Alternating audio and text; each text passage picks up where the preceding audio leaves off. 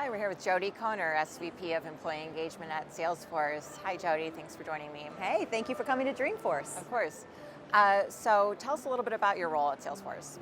I have the best job at Salesforce. My job is to make sure all of our employees love their jobs.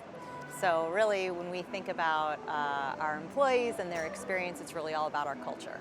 And so I focus on not only kind of how to articulate our culture and how to bring our culture to life, but the programs that go into supporting it, the technology that we want to arm our employees with so they can really be productive and being able to live out those core values, and the data that we get to collect so that we can be in a constant state of evolution, of always improving our culture.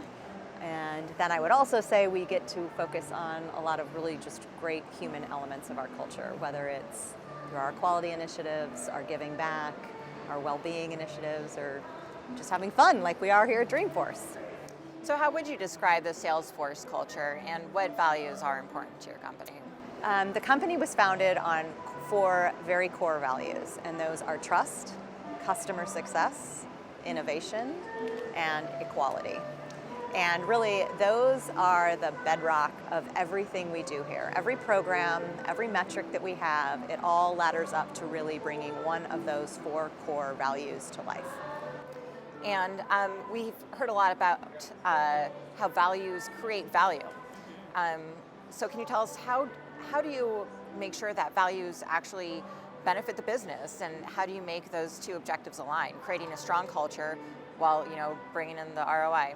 Yeah, well, so you are right. Values do create value, and at Salesforce we are very, very intentional with our culture. So when we think about these values, we really think about how do we articulate them. We write it down, we prioritize it, we invest in the programs that it will take to bring those things to life, and we're constantly measuring them. So if you take a value, for example, like customer success or equality maybe. So if you take an example like equality, for example, equality is something that we have invested a lot of our time and energy into, because creating a sense of inclusion and belonging is how you're able to recruit and retain the very best talent. And we put programs behind that to be able to really bring that to life. So one example is our equal pay program. Every year we run a program, an initiative, to make sure that men and women are paid equally. And over the course of the last 4 years, we have spent over $10 million righting wrongs, right? And it's something we always have to go back and invest in and make sure it's right, because we're hiring 10,000 people a year, or we're acquiring different companies who may come with different pay philosophies. Another thing we do is around equal opportunity. So making sure that we have employee resource groups, or at Salesforce we call them equality groups, for all of the underrepresented minorities. And what's amazing about these is that it's not just for those groups. We have a very strong concept of allyship at Salesforce, meaning that even if you aren't a member of that group, you have a role and a responsibility to be an ally and to help carry out the mission of these groups and the things that they are looking to achieve. And 1 in 2 Salesforce employees are members of these groups. The third one I would say is equal rights. We've done a tremendous amount in our company to support LGBTQ rights, whether that's meant going in and looking at some questionable legislation in states like Indiana, North Carolina, Georgia, Texas, and helping really fight for equality for all, or just our constant advocacy for marriage equality in the United States and Australia and wherever we see that being an issue. And last, but certainly not least, is equal access to education. So in the San Francisco Bay Area, we have invested nearly $70 million in the public school systems, and over 100,000 volunteer hours from our employees. And what's been so amazing about this has been to see that since we have done this, we have seen a 2,000% increase in girls registering for STEM classes, where we're helping those teachers build the curriculum and we're providing them with the hardware they need. And even more impressive than that is we have seen a 6,600% increase in URMs and underrepresented minorities registering in these classes. And so we're not just here to try and do this for the sake of our business today, but we're really trying to help everyone have a place in this Salesforce economy. 1 trillion jobs, right, that are coming through this economy, and we want to make sure that everyone has a shot at that. Sure. Well, so let me ask you this.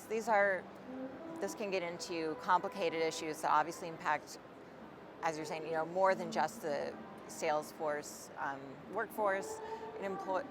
These are issues that impact the greater community.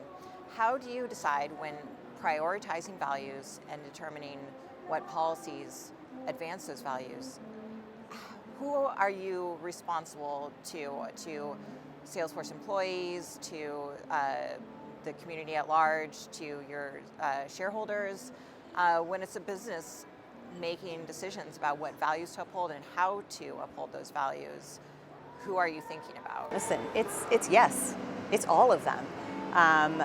We have to work for all of our stakeholders. And I think if you look to the recent announcement that came from the Business Roundtable, right, when they put out that announcement that it wasn't just about their shareholders anymore, that it has to be about all of your stakeholders. It has to be about your customers, it has to be about your employees, it has to be about your partners, your suppliers, your communities. We all have to come together as one community to be able to really advance all of the causes that are important to a thriving society. Now, I'm wondering, when you talk about employee engagement, how are employee expectations changing for workplace culture? Oh, this is a great question. So 57% of our employees globally are millennials. And millennials have a very different view on what they want out of an employer. The recent Deloitte Human Capital Trends report from this year pointed to a few fascinating stats that we definitely see playing out inside of Salesforce. 80% of them want to work for a company that is values-based. 75% of them said they would leave a company if they weren't working for more than just profit, if they weren't making a positive impact on their communities and on their societies. So really, as an employer, if you want to stay competitive, if we want to be able to recruit and retain the very best talent, we have to be listening to what they want. And what they want is a values-driven company where they can feel like they are a part of a bigger mission. So aside from building a strong culture, how else are employee expectations changing? What do they want to see from you? I think it's more than what they want to see. I think it's that they want to be heard. They want to be heard. I think when you look at the demographics and the makeup of the workplace today, you'll see that people are just accustomed to having much more transparency in everything that they do. If we go back to those millennials as an example, they have grown up on social media. They've been writing product reviews forever, right? They have sites like Glassdoor where they can go to and they can share their opinion, or they can learn about a prospective employer they might be considering to go and work for. So I think that you really, as an employer, have to open up the doors, and you have to be willing to hear all of the voices, and this is where having that spirit of belonging and inclusion is so important. And it's really important to have a strong foundation of trust. There is nothing more important than trust. If you give your employees permission to speak their minds and you hear them, maybe you'll agree, maybe you'll disagree, but you can at least agree to disagree at the very least, and everyone can be heard and we can all be wiser about the strategies we're building together. So we're hearing a lot about emerging technologies here at Dreamforce. And I'm curious how you keep employees engaged as technologies change, as maybe the skills needed within a company change. How do you keep employees engaged, making sure they're on the right track for themselves and for the company? Yeah, no, this is a great question. So as you see here at Dreamforce, there's all of these technologies that are really just inspiring so much creativity for our customers about different ways that they can connect with their customers and different robust, meaningful relationships they can create with their customers. The companies have for a long time now been investing in that customer relationship. But somewhere along the way, in doing so, they sort of stopped investing in the employee experience. And so where I look at many employees, they wake up with their Apple Watch, right? And they call an Uber or a Lyft to go to work. and maybe they make a reservation on OpenTable for lunch, and it's all smart, it's all connected, it's all mobile. You're feeling really productive in how you're interacting with your phone. And then you show up at your office, and you've got to do an expense report, or your laptop isn't working, and you have to file a help desk ticket, and it's really annoying. It's just hard to get your job done. And so I think it's really important for companies to take a look at what is that employee productivity, and what are the technologies that are helping bridge the gap between this digital divide that seems to happen as a consumer out in the world versus an employee in your office.